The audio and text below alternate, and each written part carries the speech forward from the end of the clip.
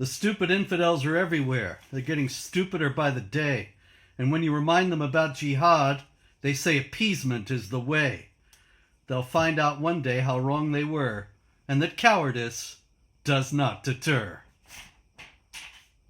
That's the big rhyme for today, ladies and gentlemen. And now you know what that means. It is time for This Week in Jihad. And we have the great David Wood once again gracing this channel. Good morning, David. Morning. I hear the latest on Mohammed Hijab is not good for our hero. What's going on with old Mo? Well, where do I begin?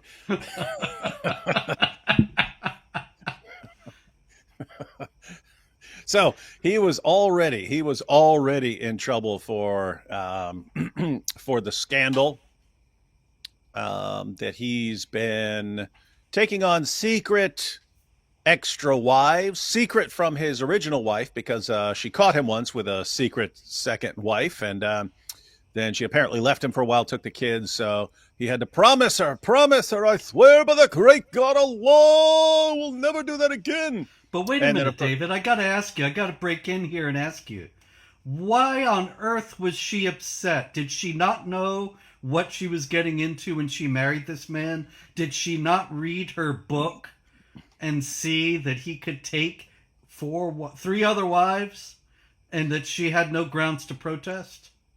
Yeah, well, they also apparently believe that you can make agreements before a marriage and say, like, I agree that I'm only going to marry you and stuff like this. But Hijab has shown he doesn't believe he has to honor those agreements. He can lie. He believes he can lie.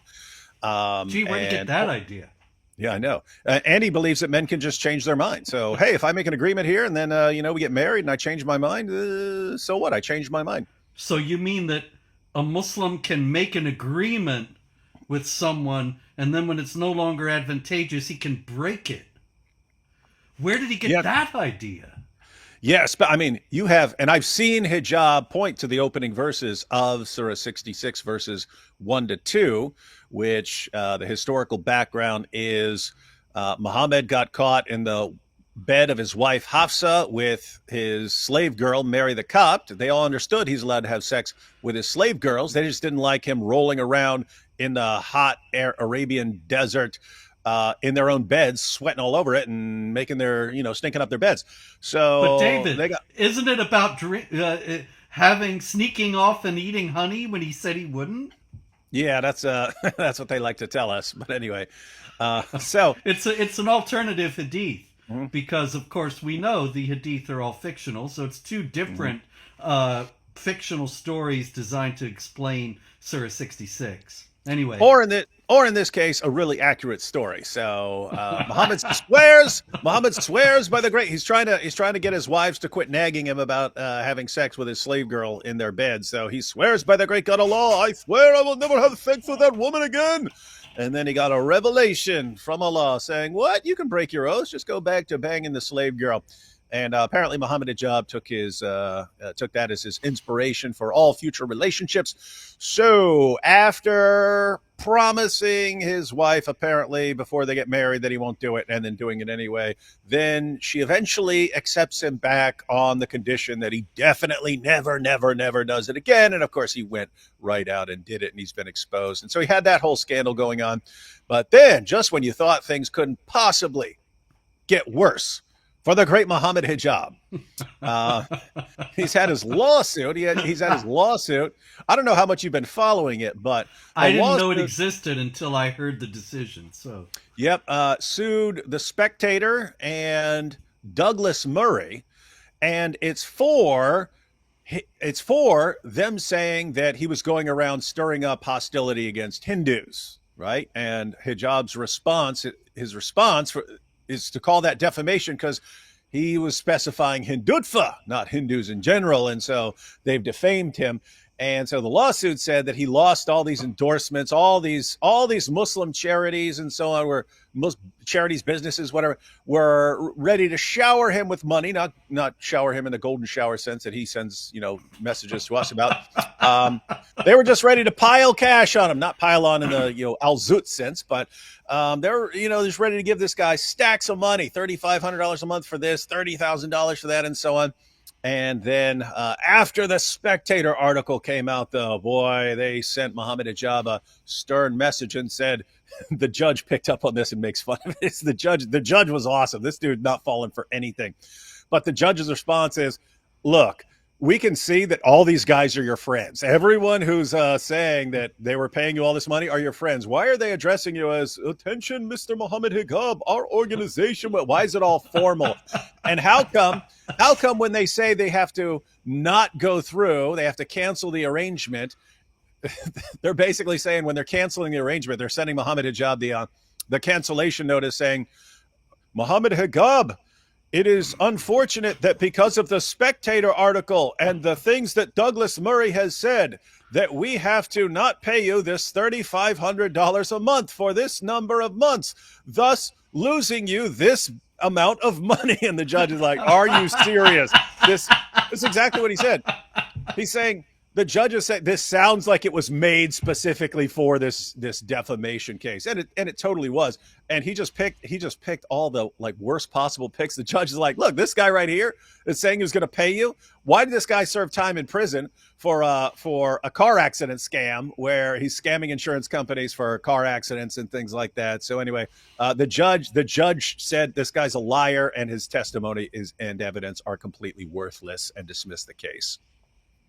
Well, Mohammed Hijab is having a run of bad luck. It seems to me, David, he's coming to a checkmate point. He's lost his credibility. He's lost his following in the Muslim community, except probably for other guys who were doing the same things that he was doing. And where's he going to go from here? Well, that's the thing. He'll still have his loyal following because they don't care. Robert, you think Mohammed Hijab's fans care if he treats Muslim women like prostitutes? Well, why wouldn't they, David? Why? Islam respects women. Mm-hmm.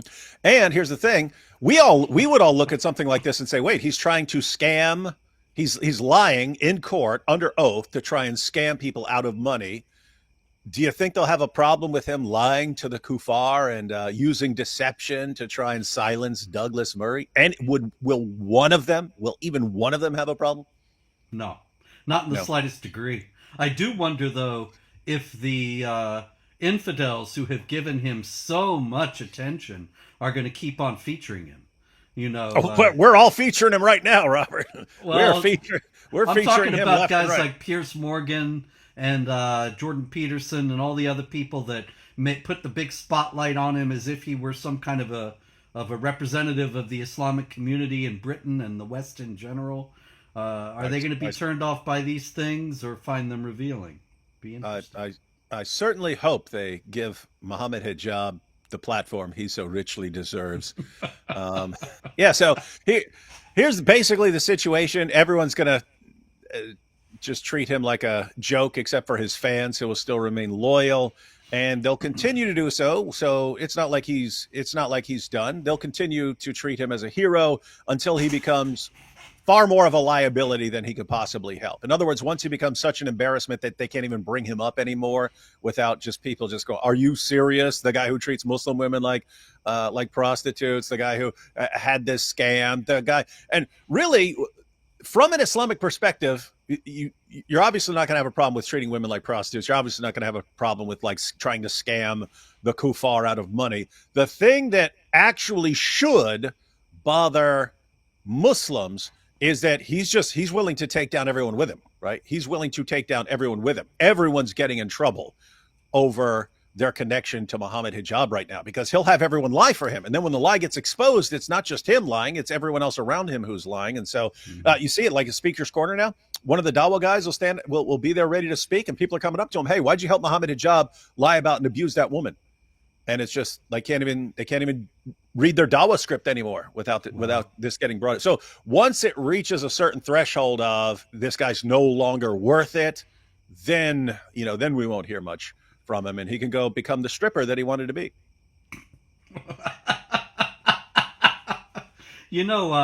I thought of that actually when I didn't see the whole thing. I can't even tell you where it was now, but you will probably know. It was a clip that I just ran across by chance the other day. I was looking for something else, and I end up seeing Hakikaju and Mohammed Hijab, and Mohammed Hijab is talking about temporary wives and saying, now someone who partakes of this kind of thing, and starts to laugh. And Hakikaju starts to laugh, and they both have a big giggle about this, making it quite obvious that they are among those who do this kind of thing. And so I'm wondering if they're going to be seismic reverberations here, and it's going to end up taking down the whole Dawagandist crew. Well, for the people in the crew, I mean, guess what? There's a reason Daniel and Hijab are discussing that and laughing about it and so on. In that video, Hijab estimates that 85% of Da'is, people in the Dawa community, guys in the Dawa community, are polygamous. They're marrying multiple women and so on. And then he's being asked, which women are most comfortable with this and so on. He says the revert girls take it best. And then he goes, from my experience of observing, and then they both start laughing. And so he says, from my experience, and then he starts, and then he says, that's from observing. Yeah. So, any non-Muslim watching that, and even lots of Muslims would look at that and go, wow, these guys are absolute evil scumbags. Their fans don't think so. Their fans love it. Their fans love, yes, we strong macho cavemen. We treat women like this. They love it. So again, not going to hurt their credibility with their fans. Their fans know they're like this, and their fans love it. But the more horrified everyone else becomes, it's like, dude, you're turning Dawa into like a joke of a sex cult, right? It's like everyone else, when they hear Dawa from now on, is going to be like, wait, where these guys trick women, dupe women with lies into converting to Islam so they can get them as their third and fourth extra wives, and they treat them like prostitutes, and they just bang them in hotels and stuff like that. Like that. That's what you're trying to tell us. We're supposed to listen to these guys. And then, of course, when you're dealing with Hijab lying in court and so on, so obviously he believes it's okay to lie. He even supports lying to your wives about your other wives and stuff like that. Like, why would you listen to this guy when he gives you evidence? And it's just funny that the judge's conclusion was his evidence is worthless, because that's what people are going to start thinking about his Dawa career. His evidence is worthless. You can't trust this guy. Yep. Well, we could have told you that all the way along. And we all right. I started out today with a poem about stupid infidels because, David, there is Jihad news this week, but there is a preponderance of stupid infidels news. And I think the biggest story is out of Washington State. You probably have seen this guy. That is Ihsan Ali, and we talked about him some months ago when he was initially arrested along with his wife Zahra, and they were trying to kill their daughter Fatima outside her high school in Washington State. Oh, yeah. Okay, now I remember. Yeah, and she had a non-Muslim boyfriend. And so, as it turns out, it was very clear, even in the trial. I mean, it was very clear from video that was taken at the time that he was trying to kill his daughter. It was extraordinarily clear from the trial that he was trying to kill his daughter. He had her in a chokehold, and the prosecutor says she's unconscious, and he continues to strangle her around the neck for another 15 to 18 seconds, and would have continued to do so longer but for the intervention of those adults. Yep. Even after they were kicking and stomping him, trying to get him off. Yeah, and he wouldn't let her go. She talked about on the stand how she was afraid of dying, afraid that he was going to kill her, and he was just convicted of assault, not of attempted murder, because the judge said, we're not talking about motive here, and we're not going to talk about honor killing it would be Islamophobic Why? to get into all that. It would prejudice the jury. It would prejudice. So keep in mind, it's obvious what's going on. There's a reason he was willing to kill his daughter in broad daylight. That is how you restore your family's honor after being dishonored. And so they have no problem doing this in broad daylight if necessary. And he was. And it was taking multiple people kicking, punching, stomping on him to get him to release this. And so you've got a judge saying, no, no, no, no, no. All that would be Islamophobic. And by the way, I mentioned it back then.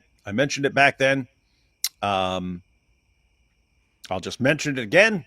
If you see a guy and he's choking a woman to death and you're kicking and stomping and you can't get him off, it's very simple. Go for the eyeballs, everyone.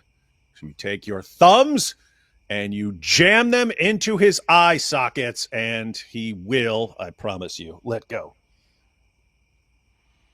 Well, there you have it, ladies and gentlemen. Seems to me motive ought to be part of an attempted murder trial. You would think that, Should wouldn't it you? not? Yeah. Yep. Means motive. Yeah, means motive and opportunity. Yeah, it's normally you talk about motive. No, we're just going to rule out motive because we know what the motive is, and that would be Islamophobic to discuss the motive. Well, what a joke of a judge. Yep. Don't want people thinking that there might be something wrong with Islam here. I seriously wish they had the same judge as the judge who decided the Mohammed Hijab case, because that guy was brilliant and he was falling for absolutely nothing.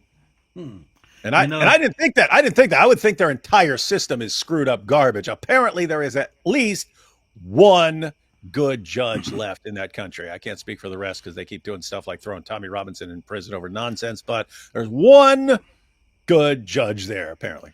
Well, look, I don't know if this is true, but I saw it in the comments as they were going along. Now I can't find it, of course. Somebody was saying it's the same judge that just threw Tommy back in prison. Really? Oh, that would be interesting. I would have to cover that judge. Yeah, I don't know what the guy's thinking. But anyway, the other big... I have to say, because on a serious note, like when we try to figure out why they're going after Tommy, think about this. That's if it's the same judge, but regardless, Tommy Robinson, it's been pointed out, his message is basically the exact same thing that Douglas Murray's saying. These guys are saying the exact same thing. Douglas Murray can be writing for newspapers and can be on every news program and stuff. Tommy Robinson is like, keep throwing this guy in prison and stuff. And it's kind of foreign to us, but they have this like elitism and classism over there. It's like the working class, you guys shut up. You do not have a right to speak. Keep your mouth shut or we'll just lock you up over complete nonsense. But if you're Oxford educated and so on, yes, we'll help you. So it would be possible that you have judges who are also have that mentality. Douglas Murray, how dare you challenge him? Tommy Robinson, he's here. Oh no, lock him up. Anyway, people are asking the judge's name. All I have is Schaller. They usually don't give the... No, that's not the judge's name. Oh, it's not the judge name in Tommy? Okay, so it's whoever is saying that does not seem to be the case. All right. Oh, no, wait a minute. I'm sorry. I must withdraw. Schaller is the guy in Washington State who said, we're not going to talk about motive in the honor killing case. Sorry. Mr. Justice Johnson, I'm told. Once again, it's in the comments. I don't know. That's the judge of the hijab case. Okay, well, there could be more than one Mr. Justice Johnson, so I don't know if it's the same guy. Something to look into. I'll see if I can let you all know next time. Meanwhile, we had massive deception this week. War is deceit. Hang on. Yes? I'm just trying to think. Maybe the system is different over there or something like that, but normally judges who specialize in defamation suits would be kind of different from judges who are, deciding the kind of cases that Tommy Robinson would be involved in, unless they just cover them all over there. But normally have different kinds of judges for different kinds of cases. So I don't know. No idea. Makes sense, but I really don't know. All right, big story this week in the larger media is the fakery of the famine in Gaza. And there were pictures going around all over the world of the famine in Gaza, starvation by the wicked Israelis, of the poor Palestinians. This was the cover of Time magazine, all these poor women trying to get food. Nobody's got anything. And it turns out it was a staged photo by a Palestinian Muslim photographer who sold it, went all around the world. Also featured recently was a spate of photos of purportedly starving children with adults who were not starving. And uniformly, the New York Times, CNN, all of these places, turned out they were running pictures of children with diseases. Mm-hmm. And they were not starving at all. They just were suffering from various illnesses. And this is why the people around them were not starving. The whole thing being faked so as to gain support for the jihad against Israel and to demonize the Israelis for resisting it. Yeah, I have to say, if you ever see a picture of one of my sons starving, I'll be starving in that picture too. There's no scenario where I'm going to be 235 pounds and my kid is starving, but that's what you see over there over and over again. And so Yeah. it's basically it's either fake, which we know because they keep doing it with kids with various diseases and so on. But if it were authentic and this were just a completely otherwise healthy but starving child, and you're 235 pounds, that means you're starving the kid, right? And that's right. And possibly You're eating all the deliberately, food. and possibly deliberately, as in I'm going to starve this kid just for a photo op. Yeah, which would be even worse. That would be even more evil. And we also had the story of the Israeli hostage. And, here it is. Okay. And that was a video that Hamas put out of this man, Evyatar David, who is a hostage. He was taken out of the Nova Music Festival, where many people were massacred by the jihadis, and he's been a hostage ever since. So for a year, almost 2 years now. And he is clearly actually starving. He is not fake starving, photo op starving. He is really starving, and the cruelty of his captors is boundless. In one of the most famous episodes of this video, David, is where he was made to dig a grave, and he says, "This is the grave where I think I'm going to be buried in." And you can see the guy's just skin and bones. But look at the arm of the person who is handing him a cup of water. Mm-hmm. The video ended, they eat what with a statement that said, "They eat what we eat." That is, the Hamas people were claiming that the Israeli hostages get the same food that Hamas gets. That is, that they're all starving. But the Hamas arm here, the guy's fine. Yeah, his arm's like the size of that dude's leg. Exactly. And so it's very clear that they are, if there's for real starving in Gaza, it's the Israeli hostages. It is not the Hamas, jihadis, or the ordinary people of Gaza.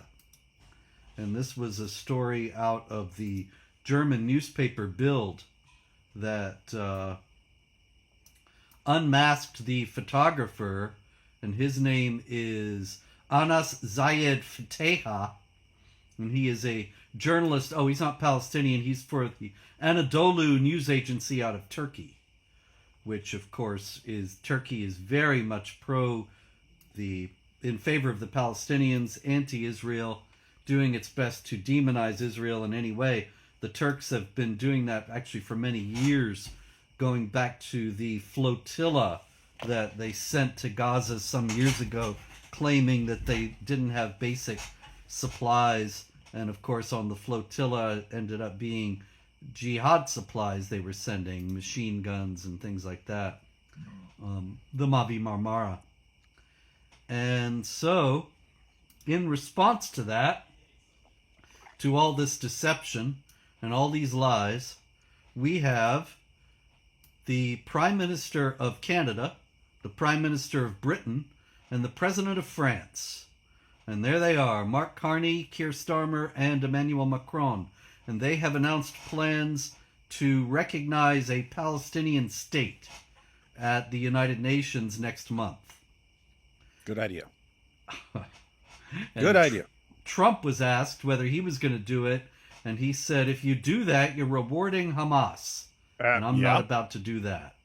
Mm-hmm. You basically be saying, hey, if you're a terrorist state and you want global recognition as a state, and you're a terrorist state, just go kill and rape and torture a bunch of people and take a bunch of hostages and then hide underground, wait for the retaliation to come, keep all the women and children above ground while you hide underground so that a bunch of women and children die in the retaliation, and get a bunch of morons to protest for you around the planet, and boom, everyone will fall for it and give you your own state. And so you're basically saying, if you want a state, terrorism is the way to go. Yeah, there they are. It's really incredible, and there's more, as always. So France, I think we discussed it last time, a couple weeks ago, David, that France had given persecution status to everybody in Gaza. Everybody in Gaza is persecuted and can apply for asylum in France on that basis. So the whole of Gaza could get up and move to the French Riviera tomorrow. Couldn't happen to a more deserving nation, Robert. So France has had little trouble because there is a student, a Gazan student, who actually did take a hold of this promise, Noor Atalla. And so she started to post, once she's safely in France, started to post, and she's being housed by the director of Sciences Po, a very exclusive academy where she was given a scholarship in France, and she posted on social media, "Kill the Jews everywhere," along with praise of Hitler. Well, I'm guessing they're going to start hearing that a lot more with their new batch of asylum seekers. Yeah, well, Noor Atalla is actually getting deported. They're sending her back. What? Yeah, and I think, man, are they going to be in for a surprise when the rest of them show up? Yeah, and you have to wonder, because it's not like, oh, now they're going to change their views or something. At most, they'll just say, okay, be more careful and use some pseudonyms for your accounts when you post this stuff. Yeah, it's just like we've seen a steady stream of these stories over the years, David. European states, Germany, France, whatever, they find some imam who's preaching that the last hour will not come until Muslims kill Jews, and the Jews hide behind trees, and the trees say, "Oh, Muslim, there's a Jew hiding behind me, come and kill him." And the authorities say, "Oh no, this is anti-Semitism," and they deport the guy. And I think, what are they going to do when they find out that this is mainstream Islam, that Muslims believe Mohammed actually said this? What are they going to do? They're going to have to close all the mosques, but I'm not thinking that's likely to happen. Had a story about that, as a matter of fact. Got to find it. There is a... Oh, here he is. Because people... that's one of those things, there's so many of these things that people say, "Oh, you're a liar. Oh, we don't believe that," and so on and so on. And this genocidal hadith is one of them, where the one that I just quoted, that Muhammad says, "The last hour will not come until Muslims kill Jews," and so on. And the trees where the Jews are hiding, they say what you see on the screen. This is a Lebanese journalist, and he said it. He quoted this on Al-Manar TV, which is Hezbollah's TV channel. His name is Khodr Talib, And he said, "I wish the Nazis would have burned all those Jews," which is funny because usually they deny that the Nazis killed Jews. But anyway, Mahmoud Abbas's doctoral thesis in the Soviet Union was about how the Holocaust didn't really happen. But in any case, this guy, he's assuming it happens. And he quotes it, "On Judgment Day, the trees and the rocks will say, 'O Muslim, O servant of Allah, there's a Jew hiding behind me, come and kill him.' This is what we believe in. This is our historical imperative, as Muslims at least." So, Hey. yep.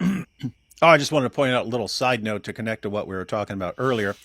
One of the issues in the judge dismissing the hijab lawsuit was he said he wasn't. So you had the thing where he says he's not insulting Hindus, just the Hindutva and so on. The judge is like, "You're making fun of them for reincarnation. What's that sound like you're making fun of them for?" And then he was asked, "Yes, but Hindutva is different from Hinduism. You can be Hindutva without being Hindu." And he said, the judge said, or the lawyer said, "Name someone who's Hindutva but not Hindu." And he said, I kid you not, Robert. He said, "Benjamin Netanyahu." Oh, Yeah. So that was good. wow. But there was also the thing where he was attacking Jews, not physically. He's like stirring things up with Jews, and then he said, no, it was just Zionists and so on. And so the response was, "Wait a minute, you're standing in front of a giant screen on the side of a van that had a concentration camp, and it said like, I forget what it said, something like, do we not remember the Holocaust or something like that? Like, it's a threat, right? It was a threat." And so it's brought up, hey, you're saying you're not provoking Jews. You're only going after Zionists. You're not provoking Jews, but you go to a Jewish area and you're standing in front of a sign telling them to remember the Holocaust with a bunch of people in concentration camps. So how are you saying you're not offending? You're not trying to be offensive to Jews? And he actually said, "What? I didn't know what was behind me. What? There was a van behind me." And anyway, they took all these pictures. He's there all day. He's there all day in front of this van and facing it and stuff like this. And anyway, he was just exposed as a ridiculous liar. But anyway, that's Dawa. So point is, all these things connect, Robert. See, this is the worst aspect of being banned from entering Britain, is that I couldn't get a big box of popcorn and go watch that trial. That would have been fun. But I mean, think about this, Robert, because it's all the same thing. And it's been happening over and over again. So you had Sheikh Uthman ibn Farouk. He covers himself in fake blood. And, the kuffar, they stabbed me because they're Islamophobes. I blame David Wood and apostate prophet, right? So you had that. That's why they call him Sheikh ibn Fibbin and Sheikh ibn Smollett and so on. Just recently, a couple days ago, Lily J posted a video where she's at some little outside cafe and she's got a drink. And oddly enough, she's being filmed from multiple camera angles as she just has has her drink at a cafe, and then someone comes up and throws the drink on her lap, not in her hair, so as not to mess up her hair. So you have that, like, that's fake, and then you've got the Pallywood, and then you've got Muhammad, Mohammed Hijab. He's deemed a liar in court, and he's lying about this. It's like, I've been to prison. I've never seen like a community where lying is so completely acceptable. It's like there's no problem at all with lying. And the real question is, once you start recognizing this, how do you take anything any of these guys say seriously? Like, it should be, if you want us to believe anything you say, you need to bring conclusive proof, because you saying it is absolutely worthless, as the judge ruled in the hijab case. Glorious time to be alive. Mm-hmm. But not for this guy. I wanted to get to this guy before we move on from starving Palestinians. That guy, he really could be in a Curly from the Three Stooges lookalike contest, but he is starving. And he is a Gazan who is saying that they need to start sending in the aid. Because look how starving he is, David. Yeah, poor guy can barely stand up. He probably dropped 100 pounds in the last few weeks. You never know. He's down to 300. You know what's crazy, Robert? So they kind of have to hand pick people with diseases and stuff to say they're starving. Mm-hmm. Anyone who wants to can look up starving children in Yemen, and then you'll see lots and lots and lots of actual starving children who are starving because there's no food. But that's Muslims attacking Muslims, so it's just not relevant. Doesn't count. Can't blame Israel. All right, Ireland. Abdullah Khan, 23 years old, goes to Dublin city centre, starts to wave a knife around, confronts police, stabs one of the police officers. And he was given free legal aid, and his address has been concealed for fear of an Islamophobic backlash. That's a good idea. And that's why we should always keep names of, even no matter what it is. If it's grooming gangs and stuff like that, keep their names out of everything, because you don't want people to get a bad reputation or something like that. No. Above all, we don't want people to think ill of Islam. Mm-hmm. So, this is Omar Khairi. I don't know if you saw him. I thought he was the Joker first. Well, that's what the jihadis have done. They found him singing at a wedding in Syria. And music being forbidden, they began to draw on him. And you see that's the markings you see all over his face. But they also beat him and cut off his hair in order to humiliate him, because, of course, music is forbidden. They were actually making him sing songs while they were drawing on him with a marker. And that's what he's in. That's a screenshot from that video. So we've heard it again, ladies and gentlemen. Raping prepubescent girls, nothing wrong with that. Beating women, nothing wrong with that. Taking women as sex slaves, nothing wrong with that. Singing, well, that's where the great God Allah draws the line. Yes. All right. Speaking of drawing the line, France is drawing the line. France, where they're about to recognize the Palestinian state, where they are overwhelmed by migrants who want to bring Sharia to France. A 27-year-old man has been sentenced to 1 year in prison by the Lyon Criminal Court for burning a Quran in front of a mosque. This was degradation committed on the grounds of race, ethnicity, nation, or religion. The defendant denied being an Islamophobe and said he was the victim of his illness, that he's a paranoid schizophrenic. So he tried the mental illness gambit in reverse. We see jihadis routinely classified as mentally ill all over Europe, including maybe even especially France. This guy burns the Quran and says, oh no, it's because I'm schizophrenic.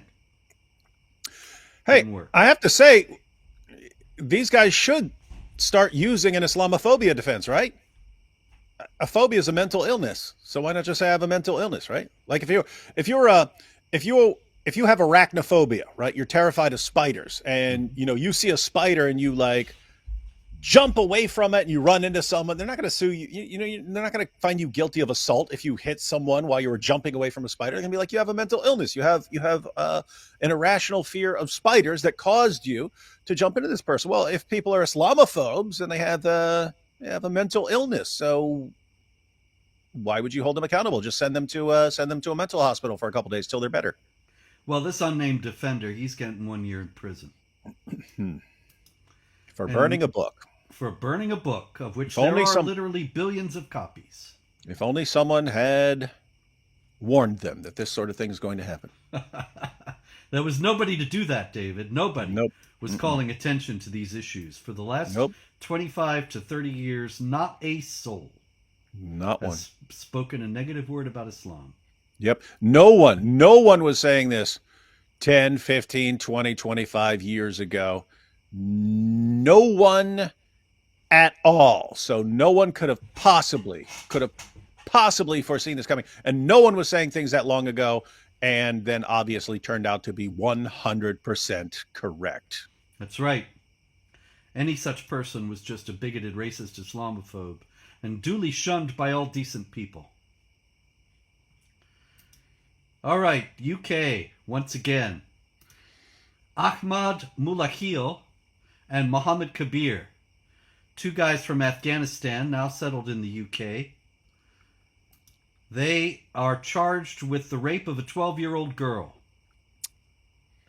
But the police advised authorities not to reveal their background for fear of inflaming community tensions.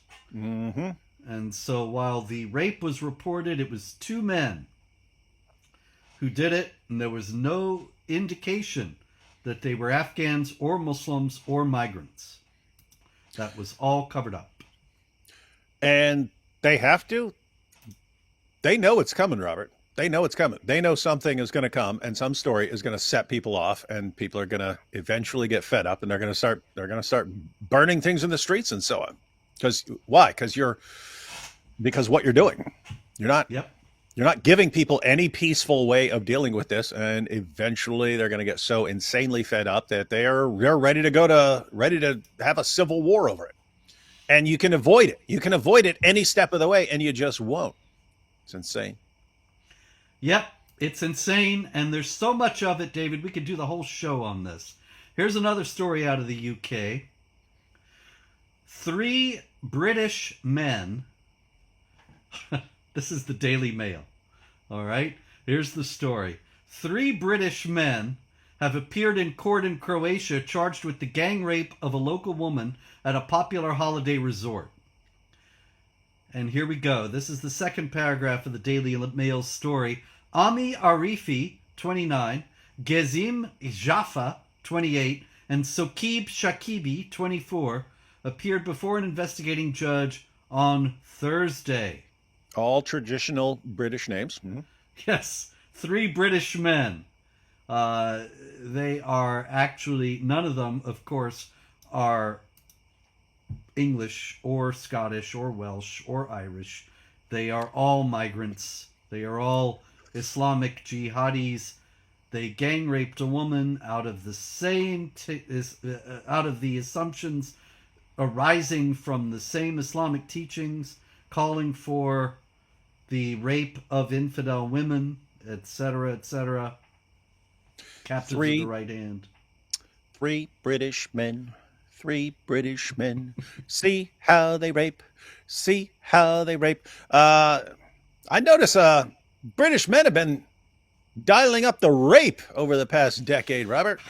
Weird. You got to wonder why that is. Yeah, a bunch of British guys just woke up one day. Hey, we're going to go start raping as many girls as possible. Get Dad and Uncle Ahmed in on it. Weird. Yeah, it's all in the family. All right, we also have in Britain, very interesting thing. This one ad appeared on a government website. You probably saw this; it was widely distributed. Yep. And Brother Rashid said I should apply, and I thought he would be perfect actually to apply because he's got the background. His dad was an imam and all that, and it'd be just perfect for this job. It doesn't really pay very well though. £23,500 a year. That's a full-time job. I mean, you get all kinds of payoffs and stuff like that to side with the right guy. So maybe you should apply, David. I'll do it. My rule will be firm yet fair. Yes.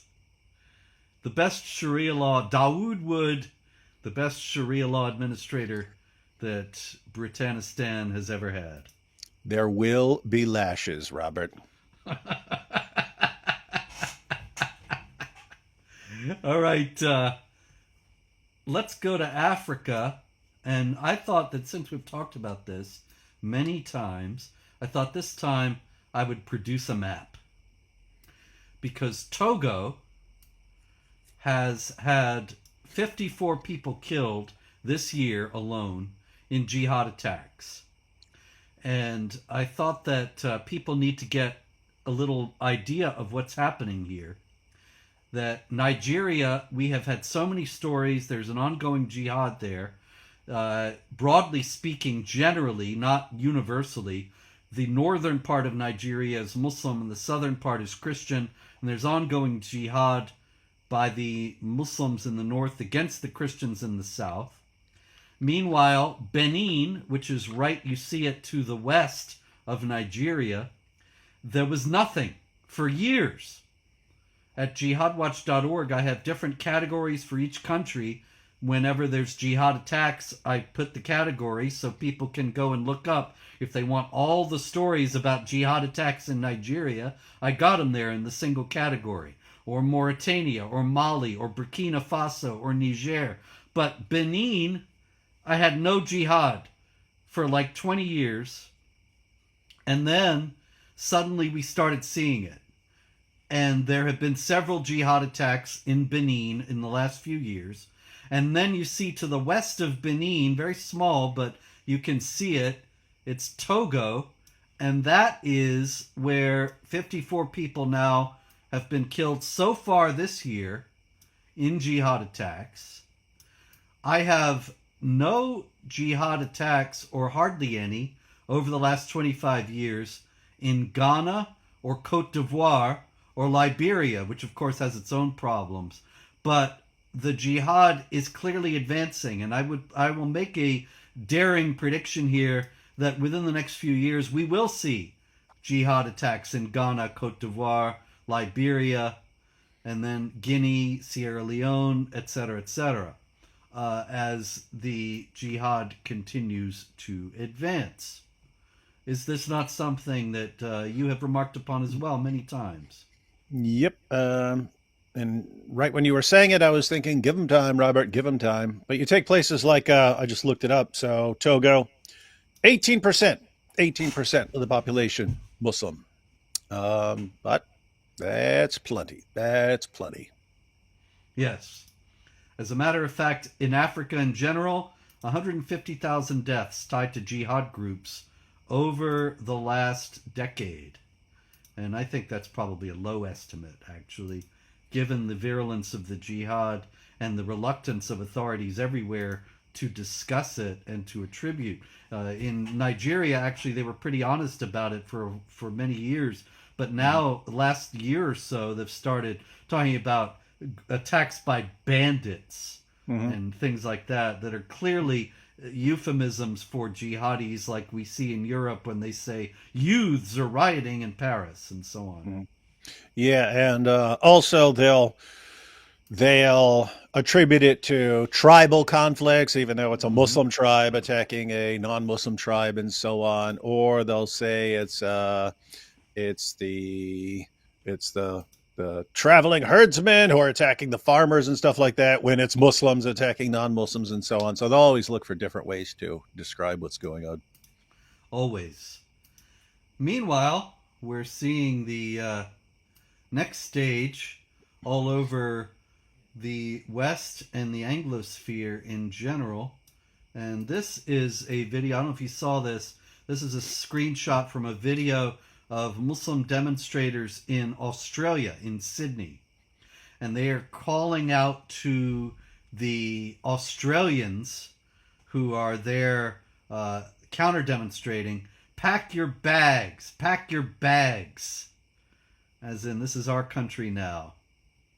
That's what this guy is on the screen here was saying in this video. And well, good time to take a trip to Australia, man. Go down there, check out a kangaroo, cuddle a koala, and get jihaded. Yeah, we got another one from the demonstrators that they burned Australian flags and spray painted, as you can see on the street, abolish Australia. And there they are in Australia, having been welcomed by the Australian state, many of them on welfare because they don't believe that they should have to work. They believe the infidels ought to be paying for their upkeep, as per the Quran. So they are getting the results of what they have pursued as policies, even though they denied that those would be the results and excoriated those who said they would suffer those results as Islamophobic bigots. All right, here's a story out of India. And we have the double picture on the right. We have a man named Sheikh Rais. And then on the left, that is Bhagyashri Namdev Danuk. And he brutally murdered her after she refused his marriage proposal. He wanted her to marry him and convert to Islam, and she refused. She was a Hindu woman, and he stabbed her. Where do you think he stabbed her, David? I'll go with neck for 200, Alex. You win 200 and move on to Double Jeopardy, because that is indeed where she was stabbed. And that is in accord with the Quran's statement, when you meet the unbelievers, strike the necks. This is a result of another statement in the Quran, chapter 2, verse 221, which says, do not marry idolatresses until they believe. And so this young woman, being a Hindu, is considered an idolatress by the Muslims. So Sheikh Rais wanted to marry her. He had to get her to convert to Islam first. And when she refused, then she is an enemy of Allah, and he can lawfully kill her. So that is the kind of jihad that we often hear about, but don't connect it to the same teachings that lead to violent attacks against individuals in the West. But it's all really the same idea, that the Muslim community must grow, the non-Muslim community must diminish. And these are always the imperatives. Out of Pakistan, got a story that is in a similar vein. A man named Qazi Nigah Mustafa Chisti, who is affiliated with an Islamic organization, Markaz Ahl Sunnat Jamia Masjid Hamid Shah Company Bagh Sargoda. I'm not going to say that again. 5 times. 5 times. He is distributing conversion certificates to Christians. And the idea is that he gives them the certificate, says you have converted to Islam. If they say no, then they are blasphemers or apostates or both. And if they say yes, mission accomplished. The idea is always to expand the Muslim community at the expense of the non-Muslim community. That is always the objective. Oh, I had a story out of Australia, and here's a related story out of the Netherlands. It's only related because of those, remember those nurses in Australia who boasted about killing Jewish patients? Mm-hmm. Muslim nurses in Australia. And so we had another one of these. This is a lady in the Netherlands, a Muslim nurse named Batisma Hayat Saeed. And she said that she administers lethal injections to Israeli and Jewish patients. And this was something that Geert Wilders actually warned about some time ago and was excoriated as an Islamophobe for doing so. And now here is a nurse in the Netherlands saying that's exactly what she does. Isn't that interesting? You can have these people saying, "Hey, here's what we're gonna do. We're gonna actually kill people if we think you're on the wrong side of an issue." And they say that, but if you were to say, you know what, I'm a little nervous around these people because some of them will actually kill me for disagreeing with them, they throw you in prison. They throw you in prison for saying that. Oh yeah. There's no doubt about it. If I had a Muslim doctor and I said I'd rather have a different doctor, please, well, in the first place, nobody would take that seriously. and it would be a legal problem as It'd well be as, international news for the next 6 months. oh yeah, oh yeah. There's no doubt it would be a big uproar. It would be a lot of trouble. And yet, when you have it's not unusual now. You have this lady in the Netherlands. We had the story out of Ohio that I think we talked about some time ago of a Muslim doctor who saw a congressman, a pro-Israel congressman, on the highway and started trying to run him off the road and yelling at him about freeing Palestine and all that. And you had a woman, a doctor, female doctor in Ohio also, a few years back. I believe her name was Laura Kolob, if I recall correctly, who was saying that she would kill Jewish patients. And she actually lost her medical license as a result of that, ultimately. Just for that?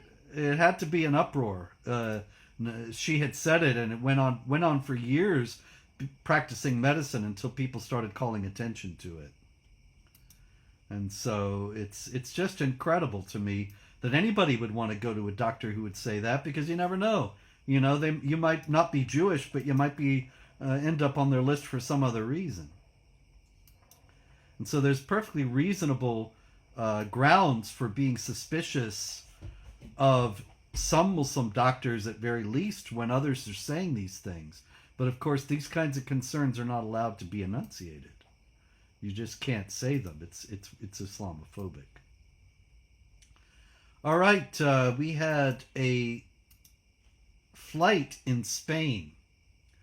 And, you know, David, when you take long flights and they give you a choice of your meal, and you can get a kosher meal or even a halal meal if you wish.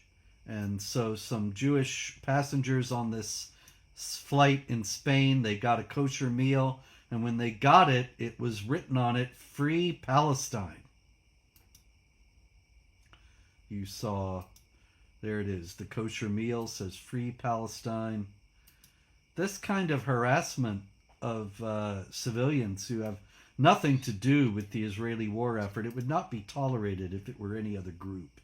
You know, if one country A is at war with country B, and you're over another part of the world in country C, and you start getting harassed because you're a national of the one country, there would be an uproar. But in this case, nobody seems to mind. Yeah, it reminds me. Before my debate with Daniel, I walked into the church. He's sitting there, and I said, I walked up to him to shake his hand, and then he wouldn't shake my hand. And then he said, "Say Free Palestine, and I'll shake your hand."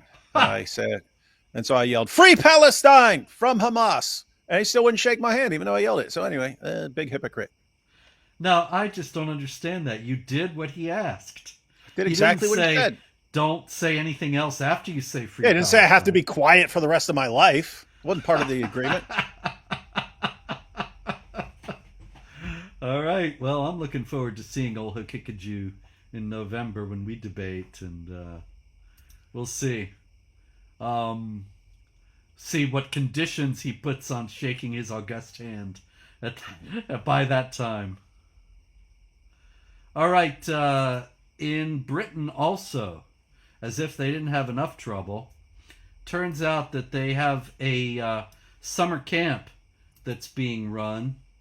And I have a heartwarming photo of the people in a class in this summer camp learning from Sheikh Syed Hussein Makeh, who is a Shiite preacher. It's a Shiite camp. You can see that women are allowed to go to it. And this is a girls' class. And it turns out that it's a training camp involving combat training as well as Shiite Islamic teachings. It's a camp about Allah-centric masculinity and brotherhood, with wrestling classes and various other classes. Called the Spiritual Warfare Project runs it. And it turns out that this preacher is an open supporter of Hezbollah, who called called Hassan Nasrallah, the former leader of Hezbollah, who was killed some time ago, one of the world's greatest freedom fighters, and said that his resistance was alive and well.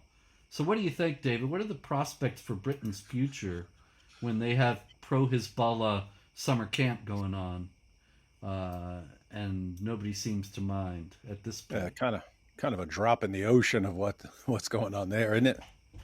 Yeah, the whole thing is, well, like you said, if only somebody had been around to warn them, but no, nobody was there. They made sure of that because they banned us from entering. So nobody was there to warn them. All right, it is, ladies and gentlemen, it's the favorite time of the morning. It is Super Chats time.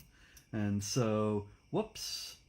Right, we got Abu Bakr al-Puff Daddy saying, UK government hiring Sharia law administrators. Thoughts? Well, we ended up talking Already about answered. that. Yep. And we have, hey, D-Dubs from Miro Hero. Have you seen Orthodox Muslims' response to you guys talking about his lips? I mean, I don't know if this person's talking about a video or something like that, but me and AP on AP's live stream yesterday, he posted Orthodox Muslim whining about it. It's just funny that they're using the methods from like 15 years ago, and they think everyone's going to be offended. Oh no, we're talking about him using duck lips in his clip. Oh no, all the guys who want to kill and subjugate us and take our women as sex slaves and stuff like that, they made fun of his lips for posing like this. You ever seen that? Remember? I don't know how much you were on. I don't know. Yeah, no. I mean, like it was a thing like 10 years ago where women would take selfies, but they'd all do this thing with their lips. Yeah, and they called it duck lips and stuff. Anyway, he comes over to our live stream the other day. It's me, God Logic, Inspiring Philosophy, and AP, and he starts whining about everything and stuff like that, and then God Logic starts pointing out, hey, why'd you copy like my photo style and stuff like that? And I'm like, no, he's doing that thing with his lip. What is this? And I couldn't remember what it's called. And I go, is it called duck lips? So this is Orthodox Muslim. That's his channel. And then we all started calling him Orthodox Lips, Orthodox Lips Muslim, Orthodox Lips Muslim. And now he's been crying about it nonstop, apparently. Not realizing we don't care, Orthodox Lips. Just change your picture. You're going to have to, because for the rest of your entire career, if you have that picture, people are going to call you Orthodox Lips Muslim. It's like Thomas More said, the devil is a proud spirit. He cannot endure to be mocked. Mm-hmm. There you go. That's why Dawagandists need to be mocked as often as possible. Douglas Murray should be the next 007. Dawa tears, shaken, not stirred. Thank you. Yes, good idea. I'm all for it. Did Hijab have clothes on during cross-examination? At least a shirt. The irony of his name is that he should be modest to avoid the eagle eyes of Azut. Yes. He's trying to tempt the Azut. False narrative. IDF starves Gaza. Will it be debunked? Well, we're working on it. I think we debunked it earlier. You see, the principle of embarrassment is powerless by those who are embarrassed by none of it. Well, that is the argument against the principle of embarrassment. Indeed. Unless you can tell by the sources that they are, in fact, embarrassed. Which we can. Where? What? Where? Oh, satanic verses, man. That's later, though. They're not embarrassed at the beginning. They're only embarrassed later when they take it out. It's like we got like a trillion first Islamic century sources on it. That's what I mean. They obviously weren't embarrassed by it then. They're embarrassed by it later. They started watering it down in the first century. I would say, why are you watering down a story that you're making up? Okay, we're going to have to debate this. Mm-hmm. You will be humiliated. Yeah. Hey, we should have the debate specifically on the satanic verse. I'm just saying that because I was telling everybody that this is the year of the Islamic dilemma. Next year is going to be, we're going to go after Muhammad in the Bible and the satanic verses next year. So maybe we have a debate just on the satanic verses. I'm all for it. But in any case, the argument is not that it had to be made up like out of nothing. Maybe it no doubt has something to do with somebody whose stories go into the Muhammad myth. And then they have to deal with it. Once they take all this material, put it into the stuff, put it into their sources, Then they got to deal with the implications of it, start watering it down. That's a Anyway. lot of plagiarized satanic verses story. I have to say, if that was a story that applied to someone else and I say, hey, I want that to be about my new prophet, I'd probably pick a different story. You would, sure. But the moral of the story is that Allah always protects the prophet and corrects his errors, even in extreme cases. So there's not really a problem with it. We're going to have to do the debate, David. You will be humiliated. Yeah. Ha! You will be the latest to try and fail. I did not have mutal relations with that woman, Monica Hijab. I did not have mutual relations with them. I guess you got to say that with an Arkansas accent. Who is your favorite character from Islamic texts? My favorite is Zainab al-Harith and Muhammad's She's cousin definitely a who good left one. the death cult of Islam. Well, she is a looker. I don't know. I haven't given that a whole lot of thought. No, Zainab al-Harith, not Zainab, Muhammad's wife. Sorry. Yes. That's a Jewish woman who poisoned him. There's too many Zainabs in those in this story. Well, I see al-Harith and I'm thinking of Zainab bin Haritha, his original name. Anyway, wrong Zainab. Sorry. Yeah, she's pretty cool. There are some others who are pretty cool. I actually like Zainab Aisha. bint Jahash is the good-looking one. Yeah, I also like Aisha. She's like a habitual trash talker and stuff, but she'll say it in these ways where you can actually think she's saying something positive. When she's like, "Your Lord hastens to satisfy your wishes and desires," and if you're on Muhammad's side, you're like, "Yes, this is the truth." Whereas if you're anyone else, you're like, "She's making fun of him." That's priceless. Yeah, that is a great line. Classic Aisha. Just sucks that they had to sucks what they had to do to her. Netanyahu says IDF going to occupy Gaza. Agree? It's a very difficult situation. I'm glad he's the prime minister and I ain't. Would you want to have Hamas vowing to destroy you at your doorstep forever? Do they have to put up with that? You got to have some other solution. Trump was talking about the Americans taking it over. That's not practical. There was talk about the UAE and what was the other one? Egypt taking it over. That's not practical either because it's not really going to stop the jihadis. So what else? You got a better idea? That's what Islam does, and that's what specifically terrorist groups do as well. They specialize in putting you in a situation where there is no good ideal outcome at all. No matter what you choose to do, you let it go. Okay, then it's endless terrorist attacks. You go in and crush everyone, then they claim to be victims and demonize you.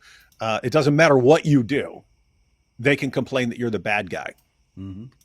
Another aspect of this is the fact that it's a rule of warfare from time immemorial that a country that is attacked and defeats the attacker can take territory from the attacker in order to protect itself from future such attacks.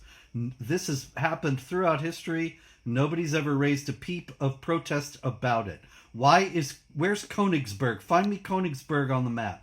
Ancient German city for over 1,000 years. Now it's Kaliningrad in Russia. Why? Because the Nazis started a big war and they lost it. And they lost all their eastern territories and nobody complained. They deserved to lose them. It's the same principle here. Where's Danzig? The whole war started over Danzig. Where's the city of Danzig? Oh, it's Gdansk in Poland. Why? Same thing. All right. Where would that so-called Palestinian state be? I vote for the French Riviera. The French are bringing them all in now anyway. Do you have a theory as to why Spain, Ireland, and Norway is in the vanguard of Western anti-Semitism and the cause of Palestine? I don't know. I think it's just the dominance of the left in their politics. Ireland, it's perhaps a little more complicated because Ireland, going back to World War II and their hatred for the British, going back before that, they are a little bit at odds with the rest of the West. And the West, historically having been allied with modern-day Israel, they're more readily against it. Missed you last week. Really wish you weren't banned from UK. Our government should be listening to you. Has the whole world gone mad? Well, quite, yes. A good bit of it, my good man, but Stiff upper lip and all that. Hijab, enjoy your shower. Mohammed, half the punishment of the grave is from urine. Well, that's why he wants to give the golden shower. So then you go to hell. It's just like the Iranian authorities raped women who were in prison, so they go to hell. Nobody talks about this directly, even Victor Davis Hanson, but a pet theory of mine is that the unique brutality of the conquistadors has a lot to do with being demoralized by Islam.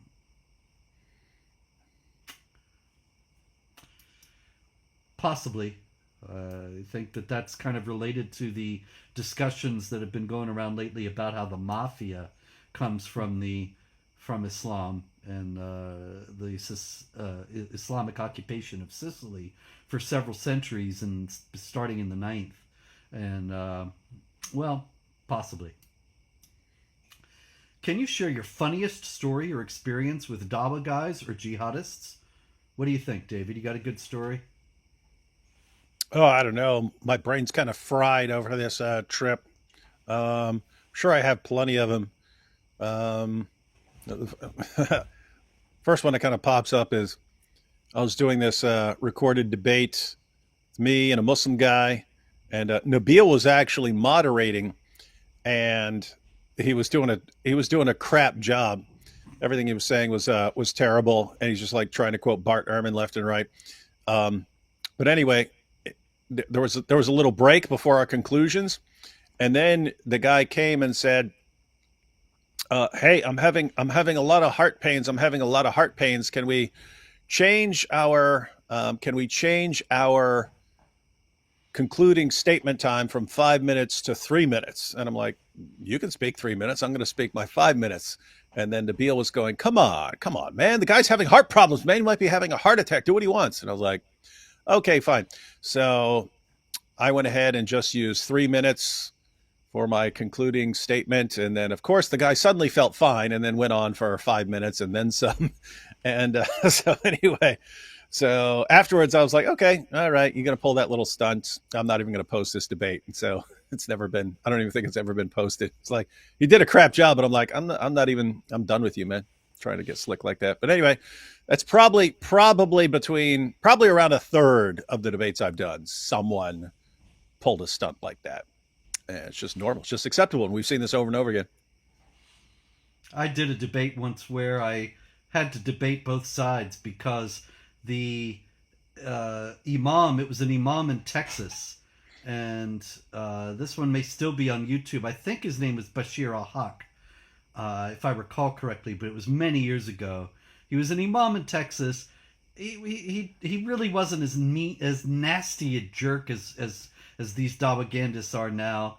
He was not a creep, but in any case, he was having a lot of trouble in the debate, and I realized the argument he was trying to make, but he was really fumbling. And so you can watch the YouTube. I said, I understand you're trying to say this, and I had to argue his side and then refute it.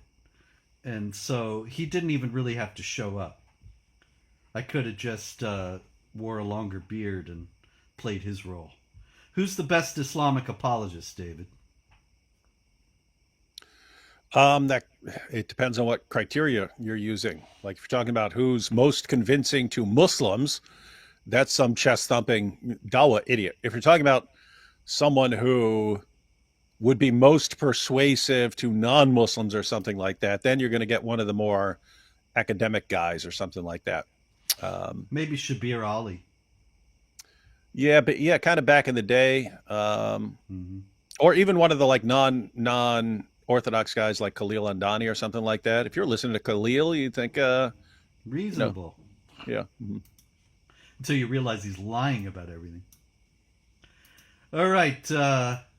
Thank you both for what you guys do. Any insight on Islam banning music and art? Well, they do ban it.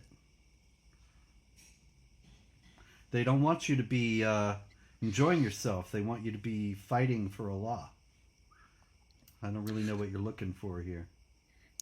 It's also interesting that you have that in the Muslim sources, and yet, so you got all these guys trying to crack down in Western nations on things like music and so on. And yet Saudi Arabia's got Iggy Azalea twerking on stage now. It's just interesting times. Yes. Yeah, they're going to give up Islam while the West takes it on, and the whole thing will just flip. Gonna reverse. All right, a limerick for you, Robert. The Quran's claims to be oh so clear, then why do they need the tafsir? It all seems like a scam, but then this is Islam. Anyway, the Azut made Muhammad quite queer. Okay. Thank you very much. Pretty Islamophobic. Yep. And we got, did I hear right that you'll debate Daniel Hakikaju in November? Yes, that is the schedule. We'll see. David showed he debates in bad faith. Yeah, I know Hakikaju debates in bad faith. And you know, I've said on this show that I'm not really interested in debating these liars and clowns because it's just pointless. But I couldn't really resist because he wanted to debate about which is most reliable, the New Testament or the Hadith. Now, that's such a ridiculous idea to start with, that there's even any competition when the New Testament, everybody, even the craziest, most far-out biblical scholar agrees that the New Testament was all complete by the end of the first century. And there's no Hadith in the first century of Islam. There's no Hadith for 200 years after Muhammad is supposed to have lived. So it's really kind of an open and shut situation. And it'll be interesting to see. He'll probably spend the whole time talking about Israel instead. Anyway, that brings us to the end of the Super Chats. Thank you all very much. And thank you for tuning in. If there's any more Jihad, then David and I are going to be back, God willing, to deal with it. Until then, pray, hope, and don't worry.